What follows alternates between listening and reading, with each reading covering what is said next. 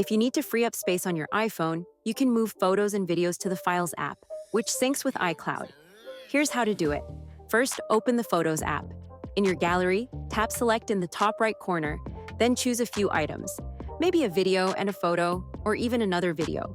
Once you've selected the files, tap the Share icon at the bottom left. Scroll down and tap Save to Files. This will open the Files app where you can pick a location to save them. You can navigate to any folder, but for now, let's choose on my iPhone and save them in the Downloads folder.